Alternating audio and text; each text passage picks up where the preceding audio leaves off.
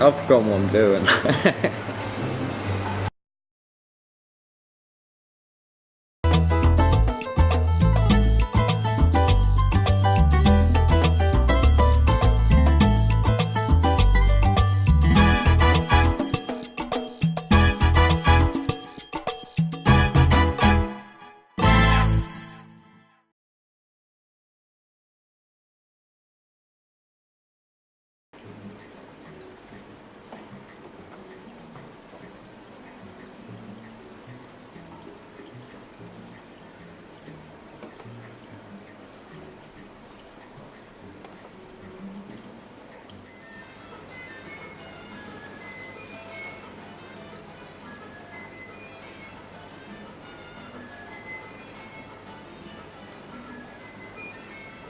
So I'm just having a look at what Cockdale has brought down from the farm this week to see which ones I'm going to steal for my tank, basically. Definitely having that one.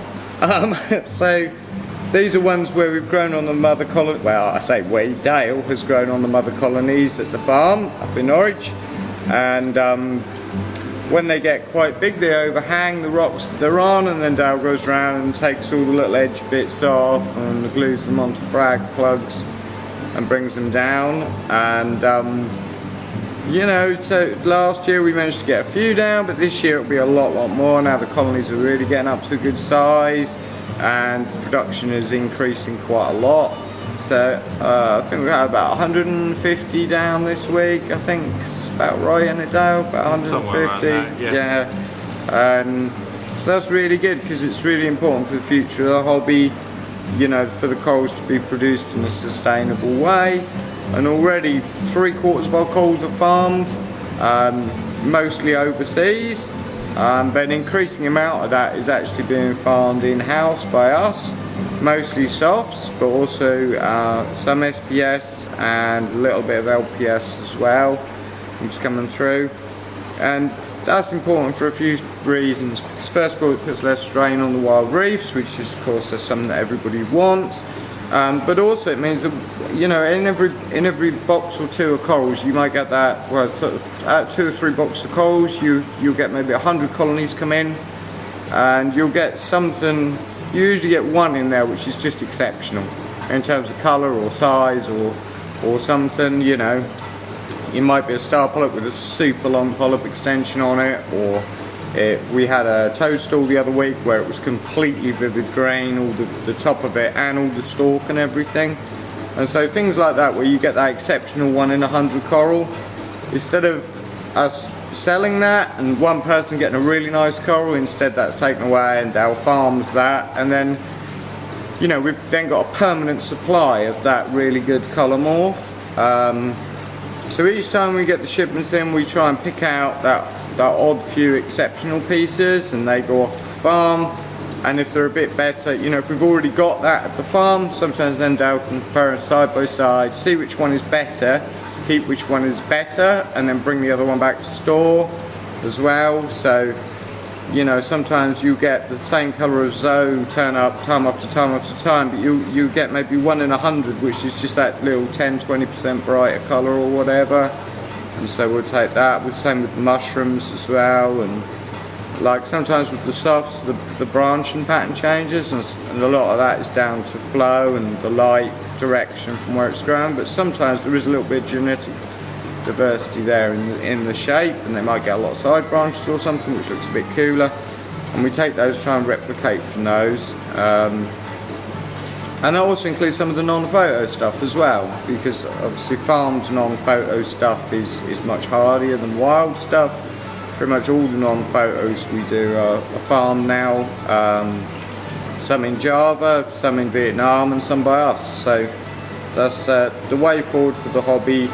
And what with the recent bans we've seen in Hawaii, and the one Dale pre-predicted in August for Fiji, which is now coming in, you know, this is something that could put the hobby in a great deal of peril going forward unless we do something about it. So it's really nice to see that the hobby's been future-proofed against these kinds of things. So, and it means in the long run you'll be able to get corals which are more suited to aquarium life as well. They're going to be more durable, they're going to have better growth rates in aquariums, and they're going to be better colours, you know, because when you look at what people are doing in the States, the likes of big companies, World Corals and companies like that, where they've been farming stuff for a long time and they get these really unusual colours or these really exceptional growth rates, you know, and that's something that in the UK has been quite slow to come through. And I know when we set up here, they'll talk to a lot of the guys in the States quite a lot about the way they do things,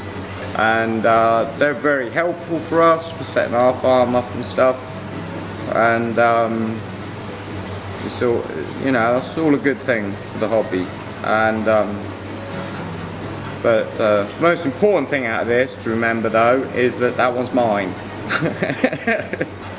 Right, that's brilliant. We can do the whole lot now when we record it, yeah? Okay.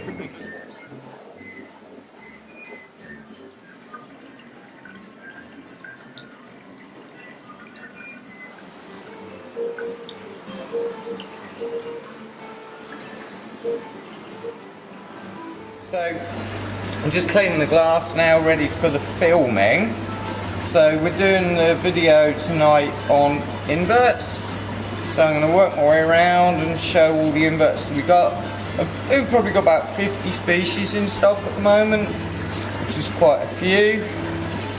So just going to go around, get all the glass clean as we can, because otherwise it makes the camera focus on the glass and not past it, sort of thing. So I'll just get that as clean as we can, and then in a little bit I'll go around and film all the inverts and do a little talk on them all tonight. So yeah, so where would that be normally? that's the 9 o'clock on a Saturday night video. This is for, so that's on the Facebook page, yeah? yeah. So just making sure that I get all the bits, get the glass nice and clean, and it just makes the filming a lot easier